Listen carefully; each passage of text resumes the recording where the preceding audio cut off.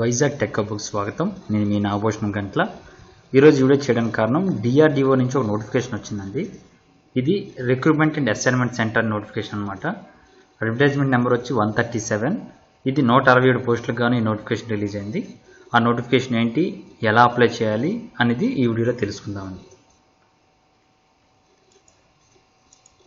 So ఇంకా మన channel ఎవరైనా సబ్స్క్రైబ్ అవ్వకుండా చూస్తూ ఉంటే ఛానల్ సబ్స్క్రైబ్ అవ్వండి. అలాగే ఛానల్ నుంచి వచ్చిన ప్రతి వీడియో మీరు నోటిఫికేషన్ పొందాలనుకుంటే ఇక్కడ కనిపిస్తున్న బెల్ ఐకాన్ మీద ఒకసారి ప్రెస్ చేయండి. ఈ వీడియో నచ్చినట్టయితే లైక్ చేయండి. మీ ఫ్రెండ్స్ అండ్ ఫ్యామిలీ మెంబర్స్కి ఈ వీడియోని షేర్ చేయండి. సో నోటిఫికేషన్ అండి, ఇది పీడిఎఫ్ నోటిఫికేషన్. నేను కింద వెబ్సైట్ లింక్ అలాగే ఈ పీడిఎఫ్ ఏదైతే ఉందో డిస్క్రిప్షన్లో లింక్ ఇస్తాను. ఆ లింక్ మీద క్లిక్ చేస్తే మీకు ఈ పీడిఎఫ్ ఓపెన్ అవుతుంది. మీరు క్లియర్గా ఫుల్ డీటెయిల్గా మీరు అందులో తెలుసుకోవచ్చండి. నేను బ్రీఫ్గా చెప్తాను అసలు ఏ ఉండాలి ఏంటి అనేది.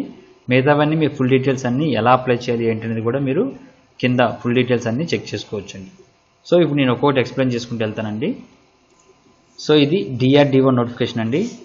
రిక్రూట్మెంట్ అండ్ అసైన్మెంట్ సెంటర్ అంటారు, దీన్ని RAC అంటారు. అయితే direct recruitment for the post of scientist be in DRDO 167 vacancy, అంటే 167 వేకెన్సీకి నోటిఫికేషన్ రిలీజ్ అయిందండి. క్లోజింగ్ డేట్ వచ్చి July 10, 2020 అండి. ఇది ఆన్లైన్లో మాత్రమే అప్లై చేయాలండి. వెబ్సైట్ లింక్స్ నేను కింద ఇస్తాను.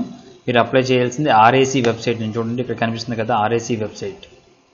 సో rac.gov.in వెబ్సైట్ మీద క్లిక్ చేస్తే మనం ఈ ఆన్లైన్ అప్లికేషన్ ప్రాసెస్ ఇంకా స్టార్ట్ అవ్వలేదు, ఈరోజు రేపు స్టార్ట్ అవుతుంది. మీరు ఆన్లైన్లో అప్లై చేయవచ్చు.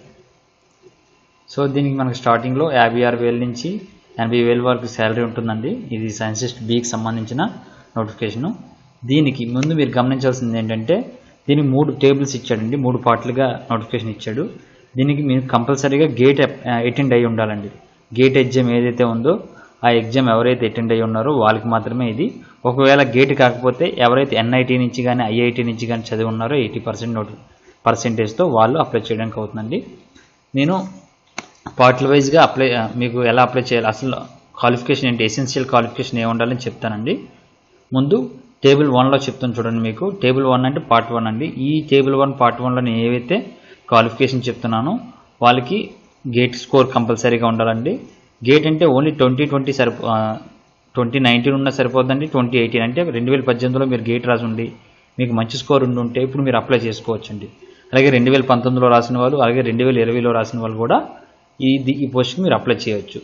అయితే దీనికి గేట్ స్కోరు తర్వాత డిస్క్రిప్టివ్ ఎగ్జామ్ ఉంటుందండి, ఆ తర్వాత పర్సనల్ ఇంటర్వ్యూ ఉంటుంది.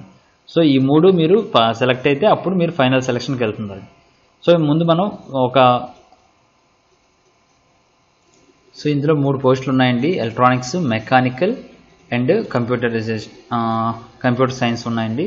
దీనికి కావాల్సింది ఏంటంటే ముందు ఎలక్ట్రానిక్స్ అండ్ కమ్యూనికేషన్ ఇంజనీరింగ్కి 37 పోస్టులుగా నోటిఫికేషన్ పడిందండి.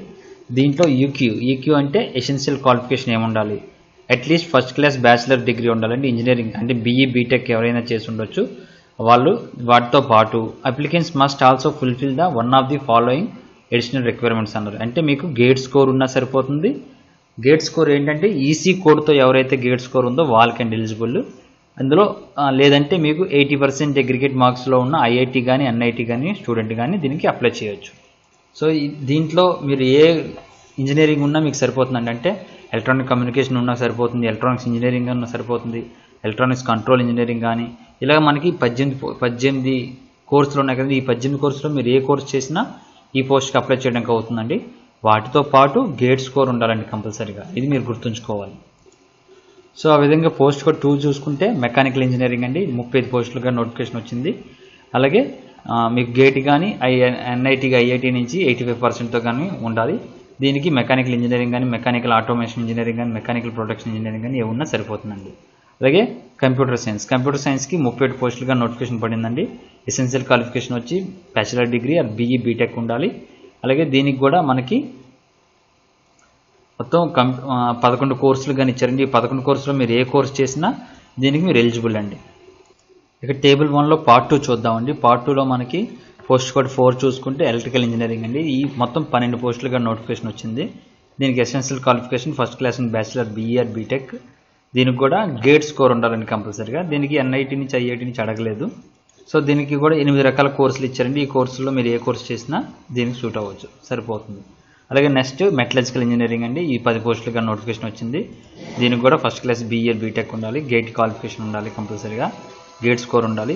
అయితే మీరు గేట్ స్కోర్ ఏ కోడ్ మీద ఉండాలని క్లియర్గా ఇవ్వడం జరిగిందండి. ఫర్ ఎగ్జాంపుల్ మెటలర్జికల్ అయితే MT కోడ్తో కంపల్సరీగా ఉండాలండి. ఒకవేళ ఫిజిక్స్ అయితే 8 పోస్టులకు 8 నోటిఫికేషన్ పడింది, PHతో గేట్ స్కోర్ ఉండాలండి. అలాగే కెమిస్ట్రీ అయితే CYతో గేట్ స్కోర్ ఉండాలి, కెమికల్కి అయితే CH, అలాగే ఏరోనాటికల్ ఇంజనీరింగ్ అయితే AE, అలాగే మ్యాథమెటిక్స్ అయితే MA, అలాగే సివిల్ ఇంజనీరింగ్కి అయితే CE. వీటితో ఎవరైతే గేట్ స్కోర్ ఉండి ఫస్ట్ క్లాస్ ఉండి ఎవరైతే ఉన్నారో వాళ్ళు అప్లై చేయడానికి కుదురుతుందండి. సో ఇక టేబుల్ 1లో పార్ట్ 3 చూసుకుందామండి. పార్ట్ 3లో అంటే సైకాలజీ అండి.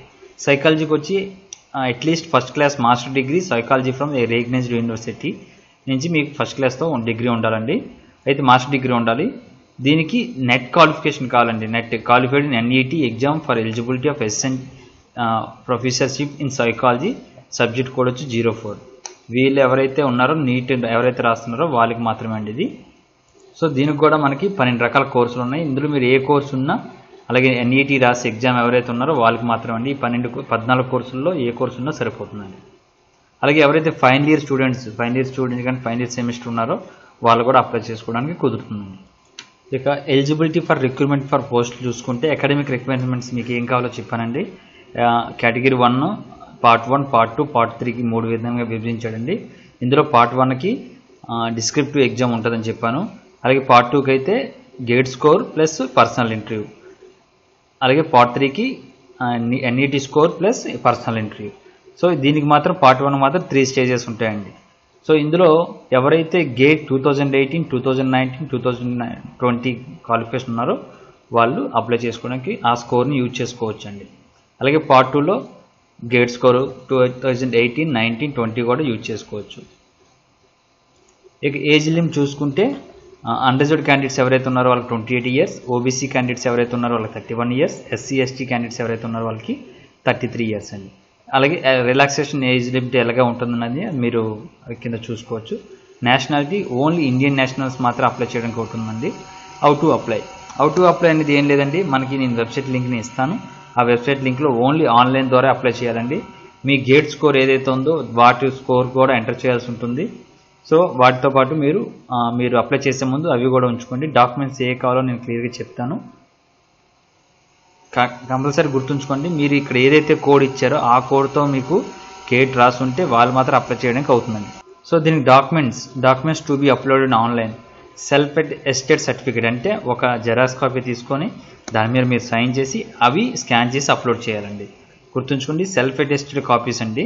డేట్ ఆఫ్ బర్త్ అంటే మెట్రికులేషన్ సర్టిఫికేట్ ఉండాలండి. అలాగే ఎసెన్షియల్ క్వాలిఫికేషన్ అంటే మీ BE బీటెక్ ఏదైతే ఉందో అవి మార్క్ షీట్ బోత్ సైడ్స్ ఉండాలండి. మార్క్ షీట్స్ మీరు స్కాన్ చేసి అప్లోడ్ చేయాల్సి ఉంటుందండి. అలాగే మీ ఎక్స్ సర్వీస్మెన్ కోట అయితే ఎక్స్ సర్వీస్మెన్ కోట, EWS స్టేటస్ ఉంటే EWS, అలాగే మీ క్యాస్ట్ సర్టిఫికేట్, అలాగే డిజేబిలిటీ ఉంటే డిజేబిలిటీ సర్టిఫికేట్, ఇవన్నీ మీరు అప్లోడ్ చేయాల్సి ఉంటుందండి.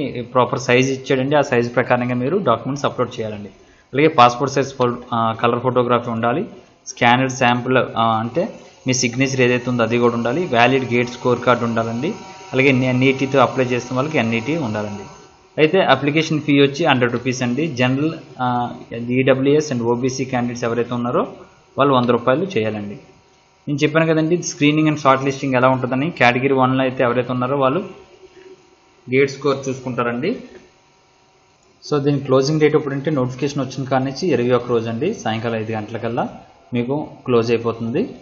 మీకు లాస్ట్ డేట్ వచ్చి క్లోజింగ్ డేట్ July 10th, 2020 అండి. సాయంకాలం 5 గంటలలోపు మీరు అప్లై చేయాల్సి ఉంటుంది. నేను లింక్ కింద ఇస్తాను, మీరు దాని ద్వారా మీరు అప్లై చేయొచ్చు.